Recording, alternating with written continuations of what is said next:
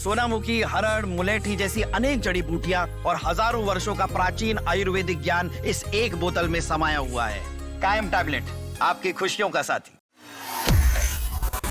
Venezuela के राष्ट्रपति को बेडरूम से अगवा करवाने के बाद अब डोनाल्ड ट्रंप की नजरें सबसे बड़े द्वीप ग्रीनलैंड पर टिकी है। उन्होंने इधर उधर हिट्स छोड़ने का काम शुरू कर दिया है। हालांकि इस बार ट्रंप का सामना किसी दुश्मन से नहीं बल्कि अपने ही देशों से, अपनों से ही होगा। और नाटो के 8 ताकतवर देशों ने एक सुर में ट्रंप को धमका दिया है। सभी ने ऐलान कर दिया है कि ग्रीनलैंड अकेला नहीं है और अगर ट्रंप ने आंख उठाई तो इसका अंजाम क्या होगा ये उन्हें भुगतना पड़ेगा। डोनाल्ड ट्रंप ने सत्ता में आने से पहले ही ये कह दिया था कि वो ग्रीनलैंड पर कब्जा करना चाहते हैं। वहीं अब वेनेजुएला में हमला करने के बाद उनके हौसले एक बार फिर से बुलंद होते हुए नजर आ रहे हैं। उन्होंने फिर दोहराया है कि ग्रीनलैंड को अमेरिका का हिस्सा होना चाहिए। उन्होंने बेकार सा तर्क देते हुए कहा कि ग्रीनलैंड का अमेरिका के पास आना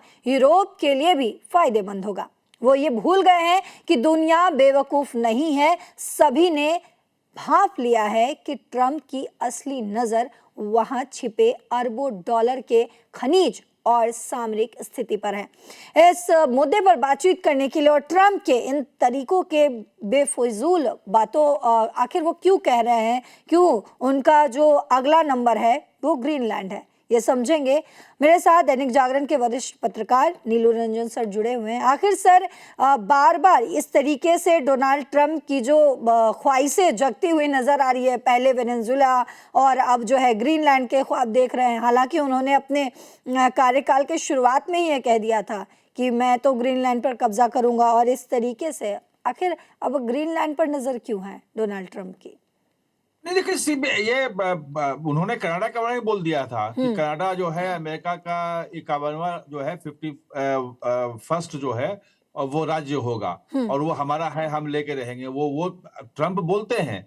लेकिन लॉन्ग रन में आप देख लेंगे तो जो ग्रीनलैंड है वो ग्रीनलैंड पे जो दावा है वो डेनमार्क का है और डेनमार्क नाटो का सदस्य है। लेकिन स्थिति ये भी है कि 2-3 अगर आप देख लें चीजों को, क्षेत्र जो है, विदेश मामले हैं, रक्षा का मामला है, ये सब छोड़ लेंगे तो वो ग्रीनलैंड एक स्वायत्त प्रदेश है जी। वेनेजुएला का भाग है ये, इसमें कहीं कोई ये इसका वेनेजुएला कर रहा हूं मैं, इसका अरे फिर से कर लो इसको, मैं भूल गया नाम। कोई बात नहीं सर, यहाँ से कट कर देंगे, आप कंटिन्यू कर लीजिए। हाँ ठीक है, मैं करता हूँ। डेनमार्क का जी, चलो, तो डेनमार्क का हिस्सा है, इसमें कहीं कोई दो राय नहीं है।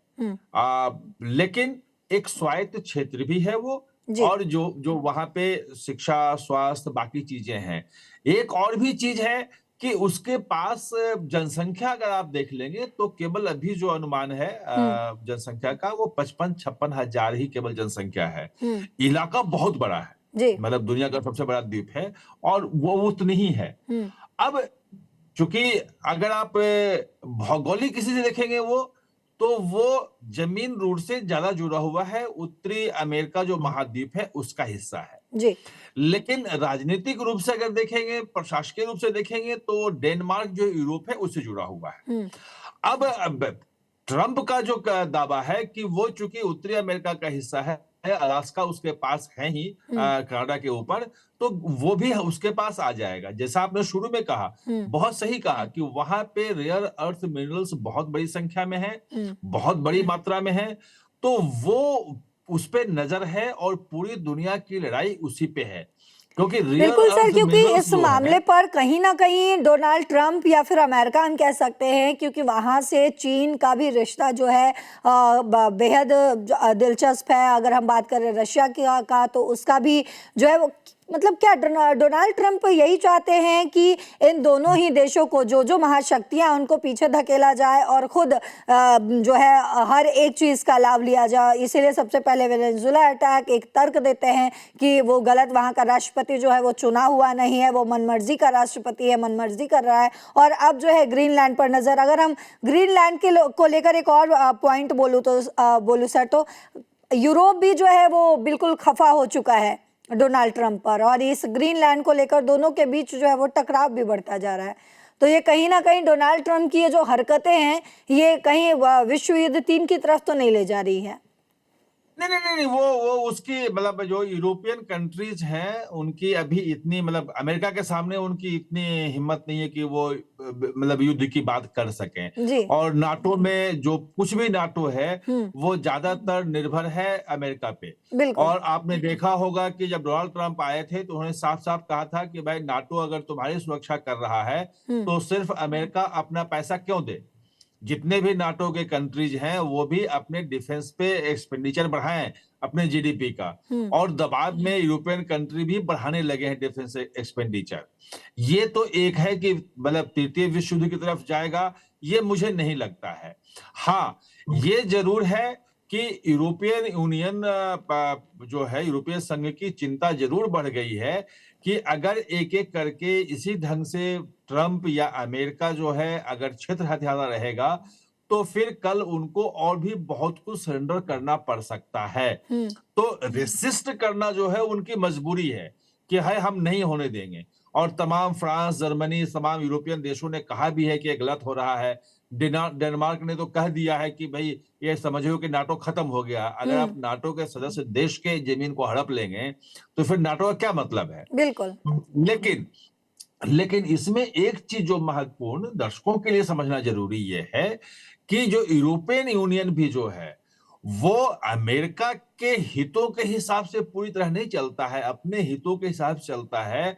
और यूरोपियन देशों में भी, जैसे इटली में पहले जो चीन का जो बेल्ट एंड रोड इनिशिएटिव था BRI, उस पे साइन कर लिया था, उसका हिस्सा हो गया था।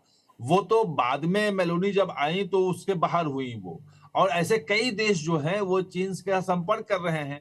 जो वहां की जो स्थिति है ग्रीनलैंड की, वहां भी जो मिनरल्स हैं, रेयर अर्थ मिनरल्स हैं, उस पे चीन की नजर है।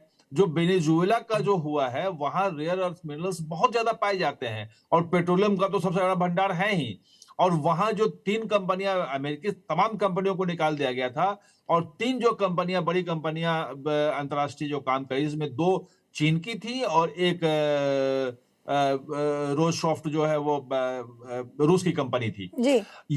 ये उन्होंने बिल्कुल साफ साफ कर दिया है कि भाई जो वेस्टर्न हेमिस्फीयर जिसको पश्चिमी गोलार्ध कहते हैं, यानी कि अंटार्कटिक से प्रशांत महासागर के बीच का जो पश्चिमी धरती का जो पश्चिमी गोलार्ध है जी, वो हमारा है। बिल्कुल सर, उनके स्पोक्स पर्सन ने भी इस चीज को लेकर जो है वो दावा किया। उन्होंने साफ कहा कि पश्चिमी गोलार्ध जो है वो अमेरिका का है और अगर कोई भी देश इसको अपने फायदे के लिए इस्तेमाल करेगा तो वो हम इस्तेमाल नहीं करने देंगे।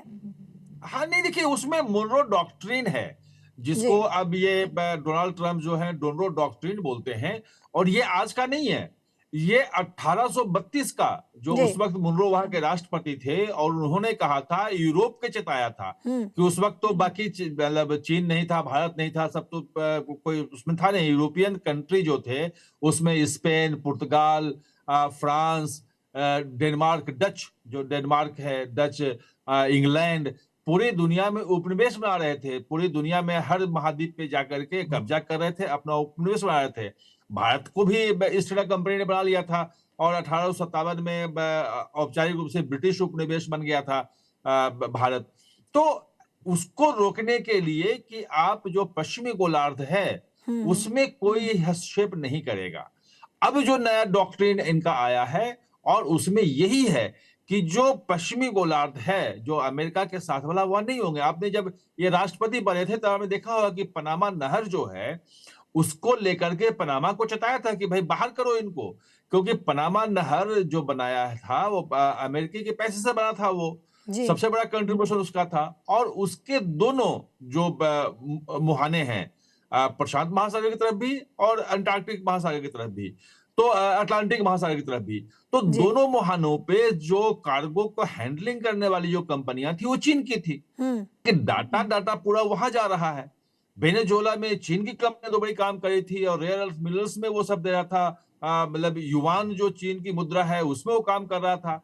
तो ये अगर आप देखेंगे पूरे में, तो डोनाल्ड ट्रंप इस मामले में और अमेरिका खास तौर पे, डोनाल्ड ट्रंप तो है ही, अमेरिका खास तौर पे ये मान रहा है कि जो पूरा उत्तरी अमेरिका और दक्षिणी अमेरिका का पूरा हिस्सा जो है, वो तमाम देश हैं, वो अमेरिका जो कहेगा वही करें और उसमें बाहर वालों का नहीं हस्तक्षेप हो।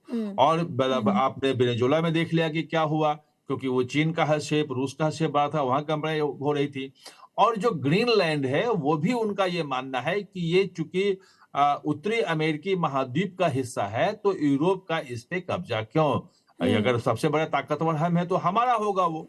जी बिल्कुल अब सर। जो बात है लड़ाई झगड़े की, वो मैं पहले कह चुका हूं कि यूरोपीय देशों में वो ताकत नहीं है, ना आर्थिक हैसियत है, न वो है। यहां तक कि यूक्रेन की जो लड़ाई है, जो यूक्रेन है और रूस की लड़ाई चल रही है, उसमें भी यूरोपीय देश जो है वो पूरी तरह से अमेरिका पे निर्भर हैं।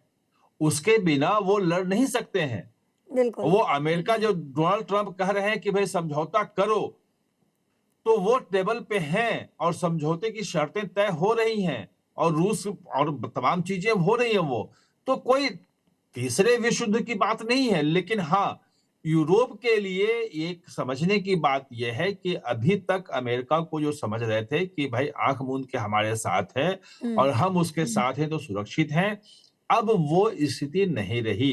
आपको सुरक्षा की अपनी चीजें तय करनी पड़ेगी और इसीलिए मैं कह रहा हूं कि जापान को देखो, तो अपना रक्षा बजट बढ़ा रहा है। जर्मनी, जो अमेरिका की सुरक्षा पे था, वो अपना रक्षा बजट बढ़ा रहा है। वो भी अपनी आर्मी अब तैयार कर रहा है उस ढंग से। तो ये तमाम चीजें, नए जो वर्ल्ड ऑर्डर जो क्रिएट हो रहा है, उसमें उस वर्ल्ड ऑर्डर को बनाने की जो गति है, वो डोनाल्ड ट्रंप और तेज कर दे रहे हैं। ये इसे संकेत मिलता है। जी बिल्कुल सर। तो आपने समझा कि किस तरीके से डोनाल्ड ट्रंप के वेनेजुएला पर अटैक के बाद अब एक बार उनकी नजरें और भी कई देशों पर हैं। हालांकि ग्रीनलैंड सबसे ऊपर पहुंच चुका है और ग्रीनलैंड क्योंकि खनिजों का भंडार माना जाता है, सबसे ज्यादा खनिज वहां पर पाए जाते हैं, तो इस वजह से कहीं ना कहीं डोनाल्ड ट्रंप जो है, और खासकर जो वहाँ पर महाशक्तियों का जो एक हम बोल सकते हैं कि उनका जो टर्म्स है उसको तोड़ने की कोशिश कहीं ना कहीं डोनाल्ड ट्रंप कर रहे हैं। लेकिन आखिर क्यों उनकी नज़र जो है वो ग्रीनलैंड पर पड़ी हुई है, इसका हमने आपको पूरा विश्लेषण समझाया। सर आपका बहुत शुक्रिया। हम फिर से जुड़ेंगे आप लोगों के साथ, लेकिन इन तमाम खबरों के लिए, देश और दुनिया की तमाम खबरों के लिए जुड़े रहिए, देखते रहिए दैनिक जागरण। नमस्कार।